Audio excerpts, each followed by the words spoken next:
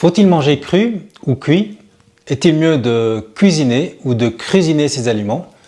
Alors bonjour et bienvenue dans cette vidéo qui fait suite à la vidéo de la semaine passée, notamment en commentaire de la vidéo de la semaine passée. Donc la vidéo de la semaine passée portait sur la longévité, le fait de vivre longtemps et en bonne santé.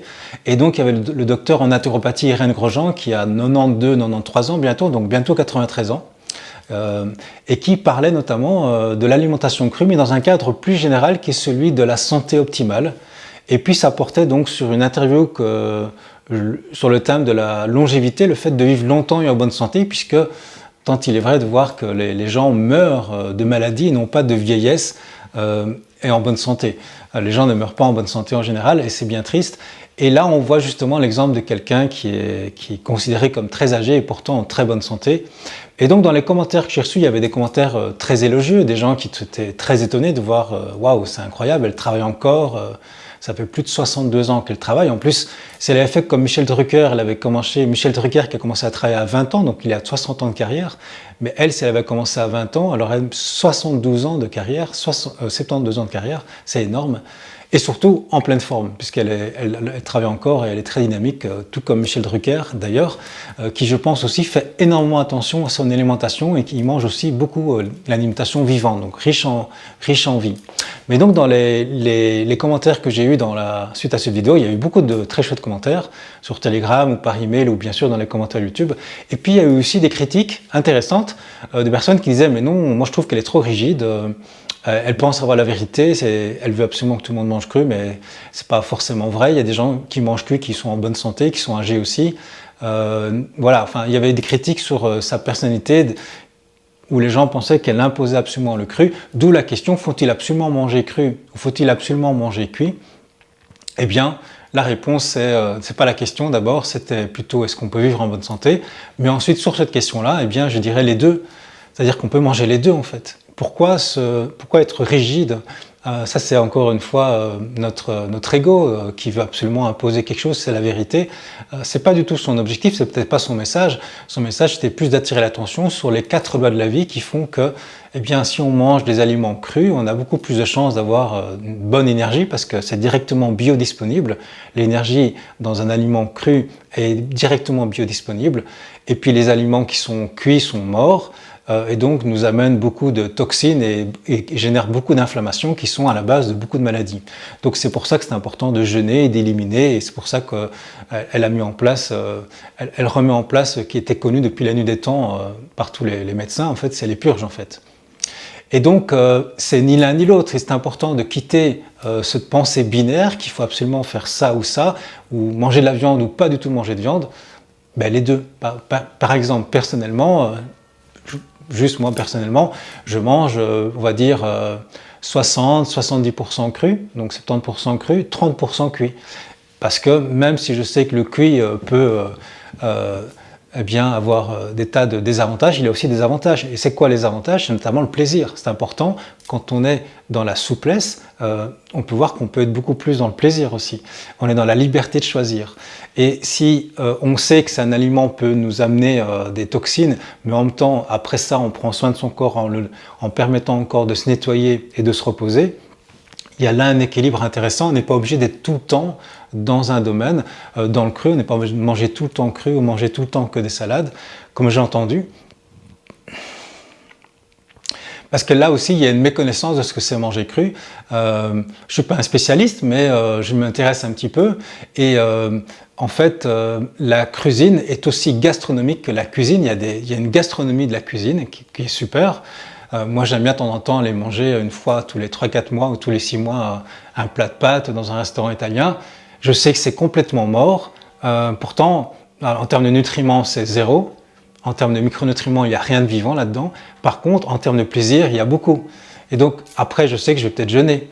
Parce que voilà, c'est important que je puisse respecter mon corps et de ne pas tout le temps l'encombrer avec ce genre de nourriture. Mais par contre, je vais me l'offrir de temps en temps. Maintenant, c'est mon exemple personnel, mais bien sûr, Irène Grosjean, c'est sans doute 100% cru.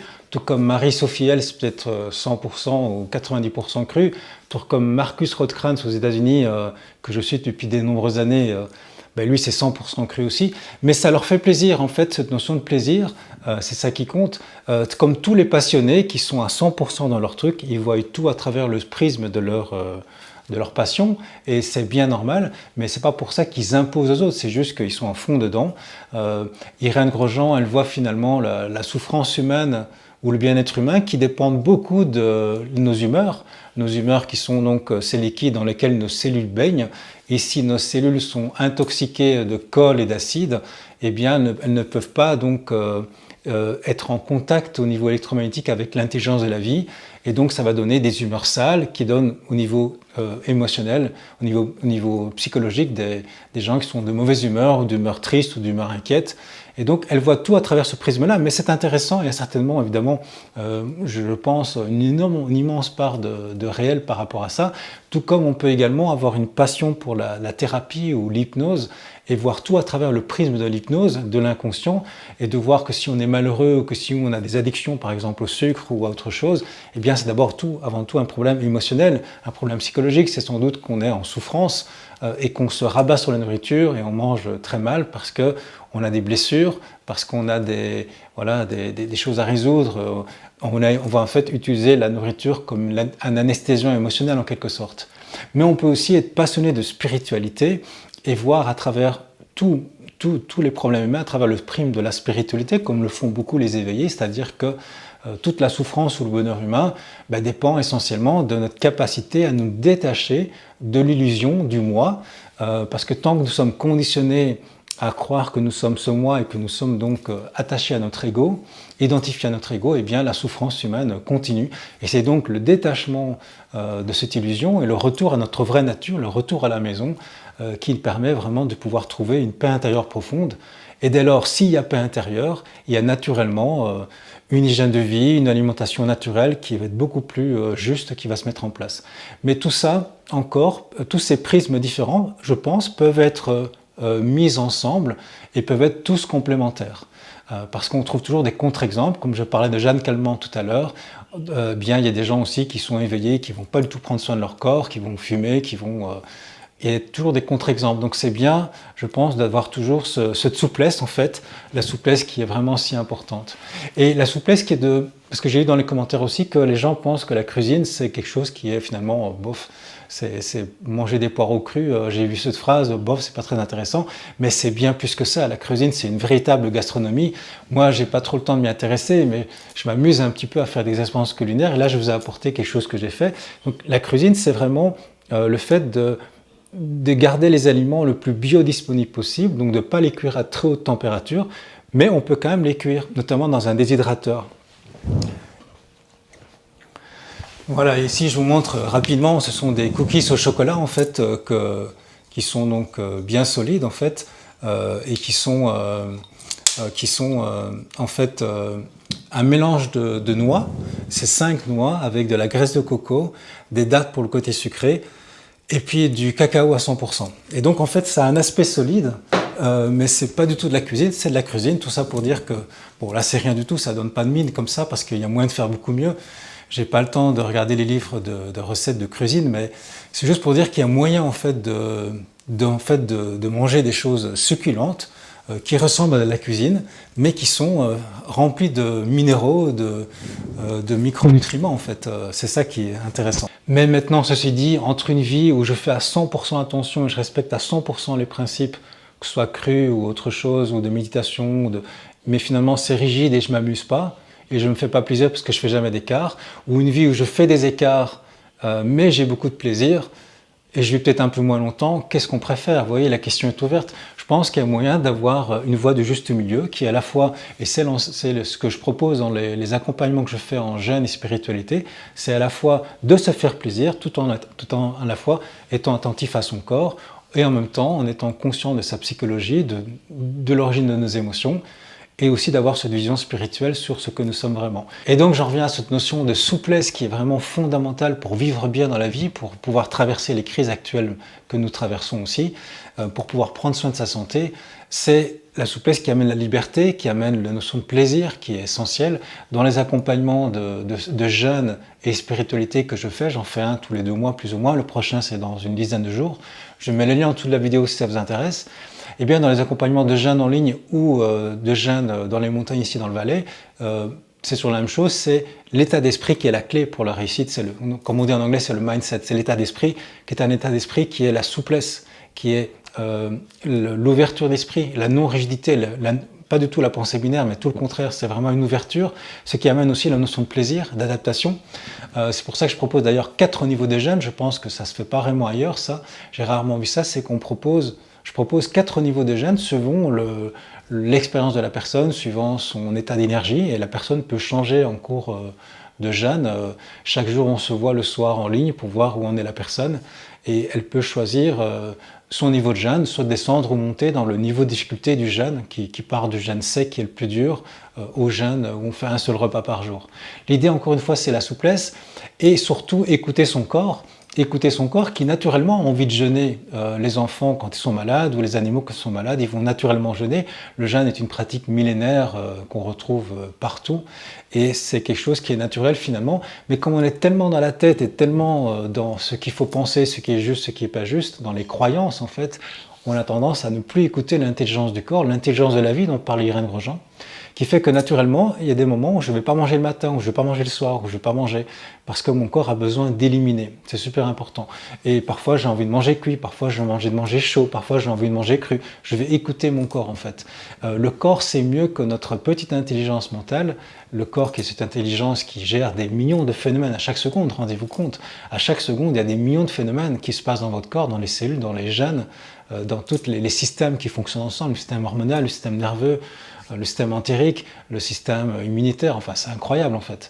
Et donc cette intelligence, si on l'écoute, les choses vont beaucoup mieux. C'est la souplesse en fait, c'est d'écouter cette intelligence de vie, c'est l'humilité en fait. Et on pourrait me dire, oui mais si j'écoute mon corps, moi j'ai envie de manger des pizzas, j'ai envie de manger du chocolat, j'ai envie de manger des sucreries. Alors ça c'est pas du tout vrai, parce qu'en fait si je fais tout ça, c'est pas le corps que j'écoute, pardon, c'est pas le corps que j'écoute, c'est la tête. C'est en fait mon ego, c'est l'ego qui souffre, l'ego qui est mal, c'est je suis dans les émotions, et si je suis dans les émotions, j'ai envie d'aller manger ces aliments parce que ça va m'apaiser, c'est une sorte d'anesthésie émotionnelle. Mais si je suis dans les émotions, c'est parce que je suis trop dans la tête, je suis trop dans le mental, je suis trop dans l'identification à ce personnage qui souffre, à mon histoire, je suis dans mon passé, je suis dans mon futur en fait, et j'ai peur du futur. Et donc, toutes ces considérations mentales sur ce qui m'arrive font que ça génère des émotions en moi qui font que je vais utiliser la nourriture pour m'apaiser. Mais donc on voit là que c'est pas trop le corps qu'on écoute, parce que le corps sait que c'est pas bon pour lui, ces aliments, c'est plus la tête. Il y a des principes de santé, mais il y a aussi des principes de plaisir, et puis il y a aussi des principes spirituels, et on peut combiner tout ça de manière très créative pour finalement avoir une vie très riche et enthousiasmante. Parce que j'ai déjà vu des gens qui mangeaient tout le temps bio, par exemple, puis qui pouvaient mourir de cancer parce qu'ils étaient très rigides mentalement. Et c'est bien là le problème d'écouter trop notre tête qui fait qu'on est sous la dictature de l'ego, et l'ego qui est toujours dans la peur. Alors si les médias et les gouvernements aux mains d'intérêts privés, comme actuellement c'est démontré, instillent la peur par une psychopandémie de la peur, eh bien on en arrive à une fragmentation de la société entre ceux qui gardent cette souplesse et refusent d'obéir à des injonctions complètement absurdes et dangereuses et nuisibles, et ceux qui vont suivre sans remettre en question le narratif officiel, et qui vont même discriminer et être extrêmement méprisants envers ceux qui osent avoir l'esprit critique et qui osent demander des débats publics pour qu'on puisse en discuter. Vous remarquerez que sur tous les sujets qui fassent, et vous voyez à quoi je fais allusion, il n'y a aucun débat public dans les médias. Et c'est quand même incroyable dans une démocratie qu'on ne puisse pas débattre des choses et qu'il y ait une telle discrimination envers ceux qui veulent juste croiser leurs sources d'informations, puisqu'il y a énormément de scientifiques aujourd'hui, par rapport au sujet dont je parle, qui remettent complètement en question, avec preuve à l'appui, le bien fondé de tout ce qu'on nous a dit depuis 2 ans. Alors, c'est pour ça que je voudrais aussi rendre hommage à ceux qui ont fait preuve d'une grande souplesse mentale, c'est-à-dire qui ne sont pas tombés sur la dictature de la peur et qui sont restés dignes. Ce sont tous les suspendus, je termine la vidéo avec ça, tous ces suspendus, et il y en a beaucoup, ils sont 130 000 en France, et puis il y a tous ceux qui ne sont pas suspendus mais qui sont tombés en arrêt maladie, qui refusent de rentrer dans ce système, mais tous ces suspendus surtout qui ont tout perdu, n'ont pas d'indemnité, sont traités pire que des chiens alors qu'avant on les applaudissait, et puis dans les suspendus il y a des soignants, mais il y a aussi des pompiers, il y a des tas de personnes en fait, plein de métiers différents, et qui sont restés dignes. Alors malheureusement c'est extrêmement dur pour eux, et il y en a qui se suicident, c'est vraiment une souffrance incroyable, eh bien, je devrais leur rendre hommage parce que non seulement je pense qu'ils devraient être réintégrés, mais en plus ils devraient obtenir réparation financière et en plus ils devraient être intégrés à des postes beaucoup plus élevés, donc réintégrés à des postes beaucoup plus élevés parce qu'ils sont des modèles d'humanité, de personnes qui ont gardé l'esprit scientifique, qui ont refusé de se faire injecter un truc sur lequel on n'a pas de recul et qui s'avère aujourd'hui extrêmement néfaste et toxique, et surtout qui sont restés connectés en fait à leur bon sens, qui ont refusé de rentrer dans cette psychose collective. Donc je leur rends hommage. Et donc en conclusion, je remets en exergue l'importance ici d'être souple, d'être cool, d'avoir du plaisir, de ne pas condamner le plaisir. Même en spiritualité, on a tendance beaucoup à le condamner, notamment la sexualité est très condamnée dans la spiritualité aussi. Il y a tout le temps cette pensée binaire, ce qui est bien, ce qui est mal. Et c'est pour ça que c'est important, je pense, d'être vraiment cool. Voilà, au plaisir de vous retrouver dans une prochaine vidéo. Être un rebelle sans se mettre à genoux, comme une étincelle dans ce monde de fous. Être un rebelle sans se mettre à genoux, comme une étincelle dans ce monde de fous.